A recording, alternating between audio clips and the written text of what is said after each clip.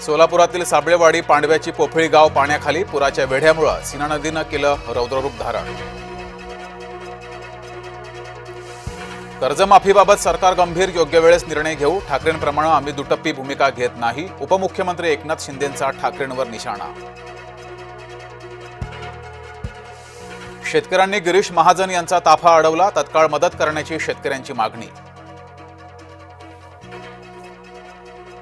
बीडमध्ये पुराच्या पाण्यात 30 ते 40 जण अडकले. लष्कराचं पथक दाखल, मदत कार्य सुरू. पूरग्रस्तांना 2,2500 कोटींची मदत. राज्य मंत्रिमंडळाचा निर्णय. शेतकऱ्यांना दिलासा मिळणार. मुख्यमंत्री स्वतः पूरग्रस्त भागाचा दौरा करणार. दुष्काळाचं राजकारण करण्याची काहींना वाईट खोड. फडणवीसांचा उद्धव ठाकरेंना टोला. हिंदू नव्हे तर बळीराजा संकटात. आमदार रोहित पवार यांचा चिमटा. महाराष्ट्रात पुरामुळे 70 लाख एकरचं नुकसान. कृषी मंत्री दत्तात्रय भरणे यांची माहिती. अजित पवार पुण्याऐवजी मराठवाड्यात जाणार. सार्वजनिक कार्यक्रम टाळून पूरस्थितीवर लक्ष. शेतकऱ्याला संपूर्ण कर्जमाफी द्या. खासदार सुप्रिया सुळेंची महायुतीकडे मागणी. लातूरमध्ये लाखो हेक्टरवरील पिकं उद्ध्वस्त. शेतीसह दुभती जनावरही गेली वाहून.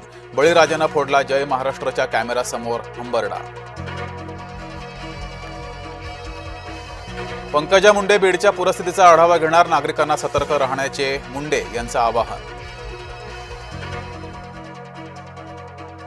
अतिवृष्टीनं अनेक ठिकाणी शाळा बंद. शाळकरी मुलांच्या सुरक्षेसाठी प्रशासनाचा निर्णय.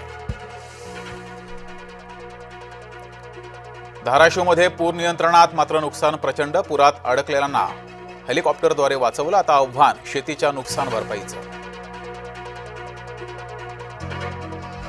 नाशिकमध्ये संततधार. नांदूर-मधेश्वरमध्ये धरणातून जोरदार विसर्ग. गंगापूर, दारणा, भावली धरणाचेही दरवाजे उघडले.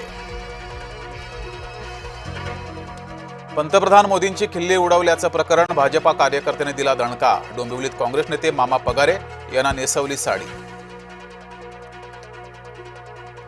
केंद्रीय गृहमंत्री अमित शहांकडून आंबेमाता पूजन. तलवार भेट देऊन केंद्रीय गृहमंत्र्यांचा सत्कार.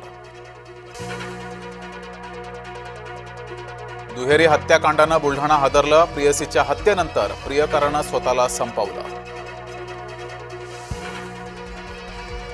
राष्ट्रपती द्रौपदी मुर्मूंच्या उपस्थितीमध्ये 71वा राष्ट्रीय पुरस्कार सोहळा संपन्न. मोहनलाल यांना यंदाचा दादासाहेब फाळके जीवन गौरव पुरस्कार प्रदान.